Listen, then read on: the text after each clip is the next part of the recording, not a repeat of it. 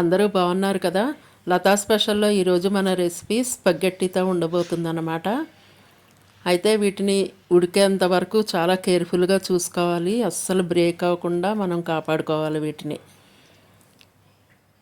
ఎందుకంటే ఇలాగ ఉంటేనే మనకి తినడానికి చాలా ఇంట్రెస్ట్గా ఉంటుంది. అయితే ఎక్కువ వాటర్ వేసుకొని చక్కగా ఉడికించుకొని హాట్ వాటర్ అంతా స్ట్రెయిన్ చేసేసి పైన నార్మల్ వాటర్ వేస్తే మనకి ఇలాగ ఒకదానికొకటి అంటుకోకుండా చక్కగా రెడీ అయిపోతుంది. దీంతో మనం స్పగెట్టి సూప్ చేసేసుకుందాం. అయితే మనకు కావాల్సిన పదార్థాలు బంగాళదుంప, క్యాబేజ్, క్యారెట్, ఉడికించిన గ్రీన్ పీస్, టొమాటోస్, ఇలా లోపల గింజలు జ్యూసు కూడా తీసేసి పెట్టుకోవాలి. Ginger, garlic. మనం సూప్ చేసేసుకోవడానికి రెడీ అయిపోదాం. ప్రిపరేషన్ మధ్యలో ఒక మంచి యూస్ఫుల్ టిప్ చెప్తాను మీకు. సూప్లో మనం ఆయిల్ వేసుకోకపోయినా బాగానే ఉంటుంది, కానీ నేను జింజర్ గార్లిక్ కొద్దిగా వేగితే మంచి స్మెల్ వస్తుందని 1 స్పూన్ ఆయిల్ వేస్తానన్నమాట. అది కూడా ఆలివ్ ఆయిలే.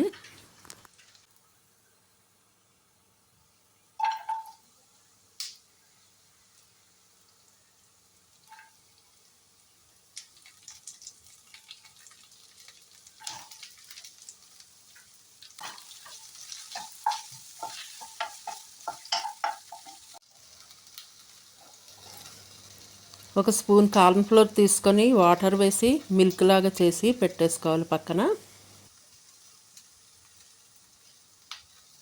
ఇది మనకి సూప్ థిక్నెస్ కోసం యూజ్ అవుతుందన్నమాట.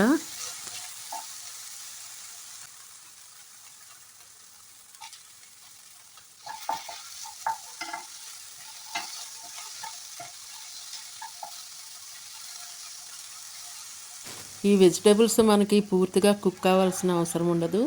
సరిపడా వాటర్ వేసుకొని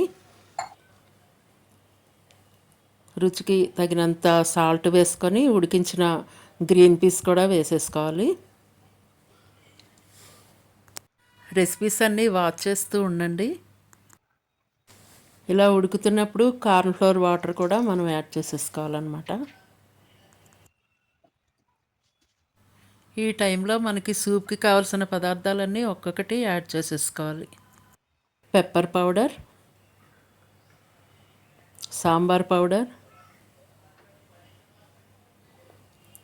అజినోమోటో, సోయా సాస్ వేసుకొని చక్కగా కలిపేసుకోవాలి.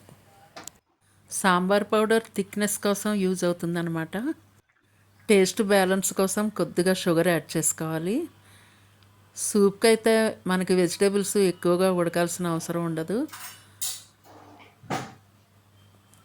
ఫైనల్గా ఉడికించిన స్పగెట్టీని కూడా వేసేసుకొని ఒక 5 మినిట్స్ కదపకుండా స్టవ్ మీద అలాగే ఉంచేసుకోవాలి.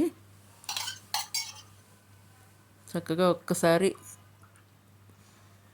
అలా కలుపుకొని స్టవ్ ఆపేసుకుంటే మనకి సూప్ రెడీ అయిపోతుంది.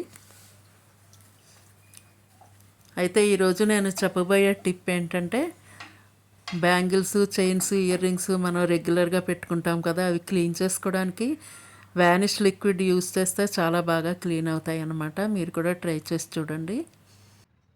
రెడీ అయిన సూప్ని సర్వింగ్ బౌల్లోకి తీసేసుకొని చక్కగా వేడివేడిగా తీసుకుంటే చాలా బాగుంటుంది అన్నమాట. ఏ సీజన్లో అయినా మనం ఈ సూప్ని యూస్ చేసుకోవచ్చు.